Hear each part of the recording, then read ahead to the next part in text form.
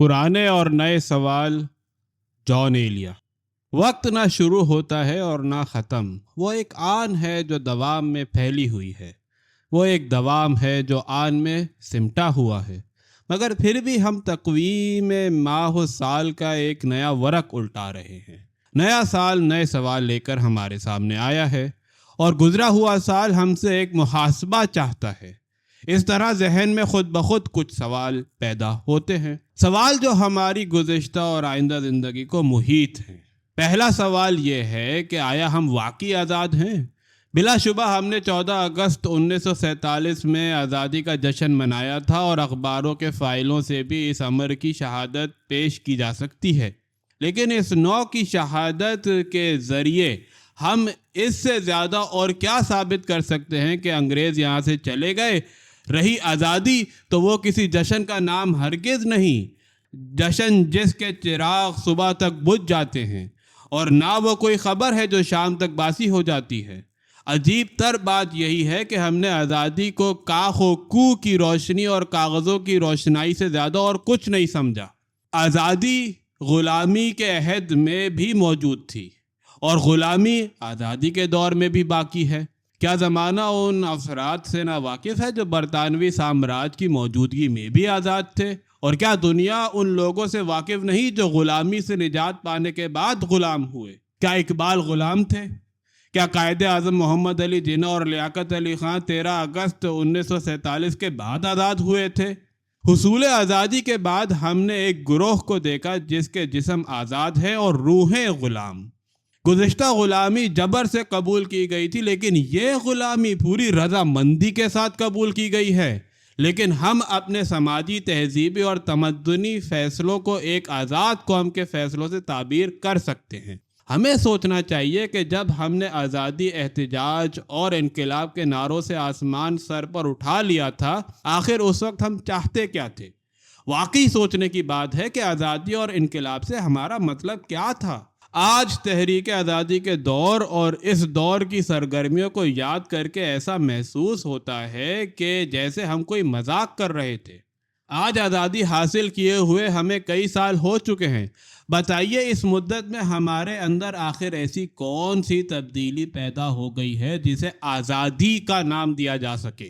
نیا سال مقامی اور بین الاقوامی مسائل کے اعتبار سے بڑا اہم سال ہے، اس لیے ہمارے لیے ضروری ہے کہ صورتحال کا سنجیدگی سے جائزہ لیں اور غور کریں کہ دنیا کی آزاد اور ذمہ دار قوموں میں ہماری کیا حیثیت ہے، یا ہم خود اپنے آپ کو دیانت داری کے ساتھ کس حیثیت کا مستحق قرار دے سکتے ہیں۔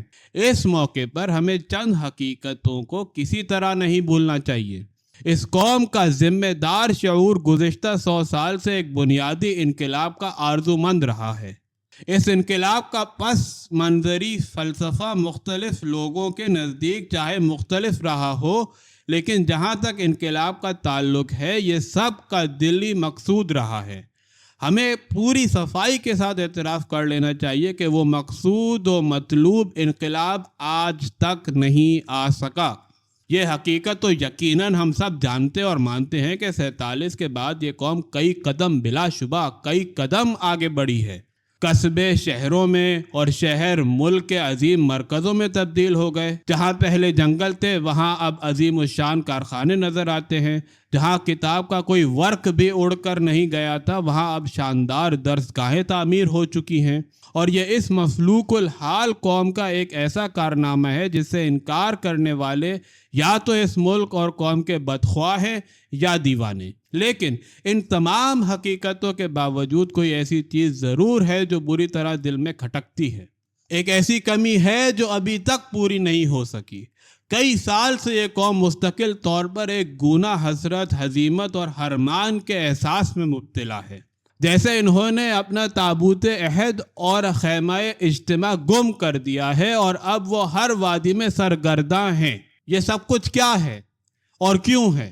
جبکہ حقیقت یہ ہے کہ عمارتیں اوپر اٹھ رہی ہیں، بازار آگے بڑھ رہے ہیں، تعمیر و ترقی کے دائرے پھیل رہے ہیں، یا کم سے کم اتنا ضرور ہے کہ ہم مادی طور پر ٹھہرے ہوئے نہیں ہیں، کسی نہ کسی درجے میں آگے ہی بڑھ رہے ہیں۔ بات یہ ہے کہ قوم کی ذہنی اور نظری معنویت کے بغیر سب کچھ بے معنی ہے۔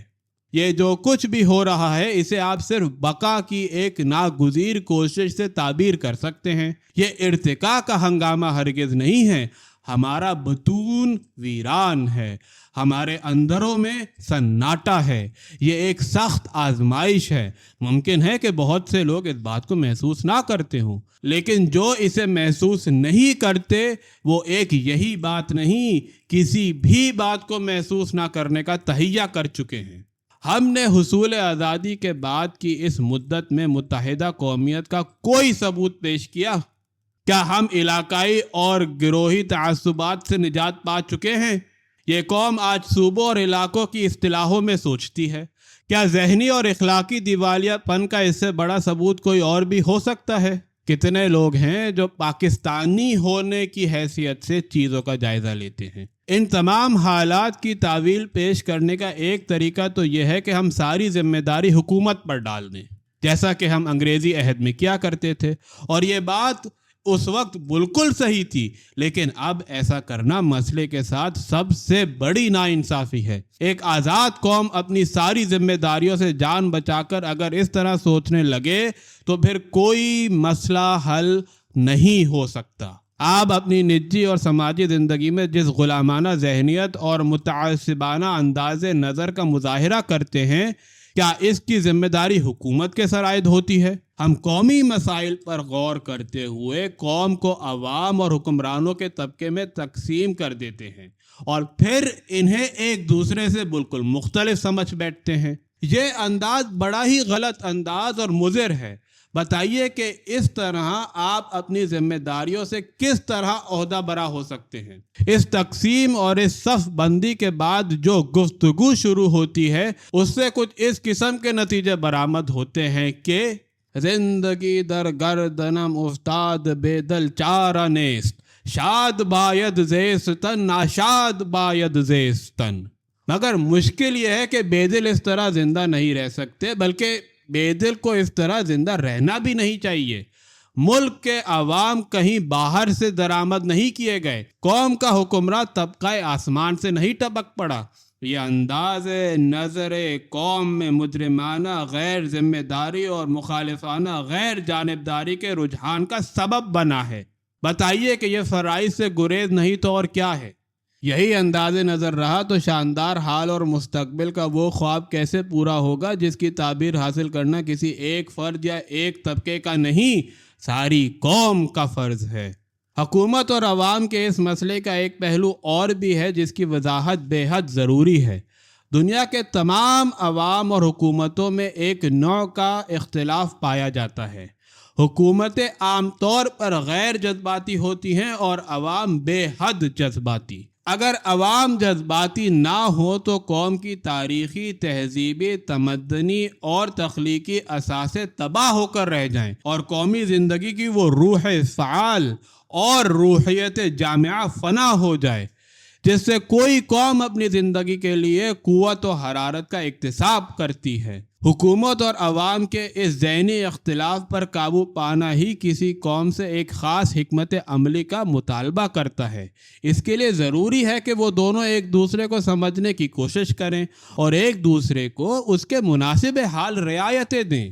ہمارے یہاں شروع ہی سے اس تعامل اور مراعات کی کمی رہی ہے، اس لیے طرح طرح کی پیچیدگیاں پیدا ہوتی ہیں۔ ہمیں ایک دوسرے کو اس کے حال پر نہیں چھوڑ دینا، ایسا کرنا ملک کے ساتھ سب سے بڑی دشمنی ہے۔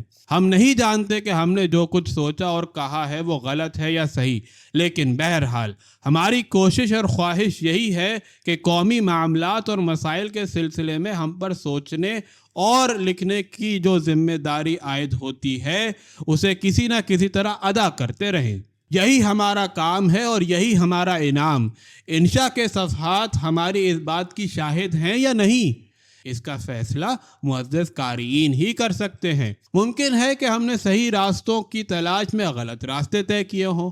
اگر ایسا ہے تو قارئین کا فرض ہے کہ وہ ہمیں سختی سے متنبہ کریں۔ یہ نئے سال کا پہلا شمارہ ہے، ہم اس شمارے میں پھر اپنے عہد کی تجدید کرتے ہیں۔ وہ عہد قوم کی تحریری خدمت، حقیر خدمت اور انسانیت کی شریف اقدار کے ابلاغ کا عہد ہے، بلکہ یہ بات ہماری حقیر حیثیت سے بہت زیادہ ہے۔ ہمیں تو مقام عہد میں صرف اس قدر کہنے کی جرات کرنا چاہیے کہ ہم اس باب میں اپنی حقیر کوششوں سے دریغ نہ کریں گے۔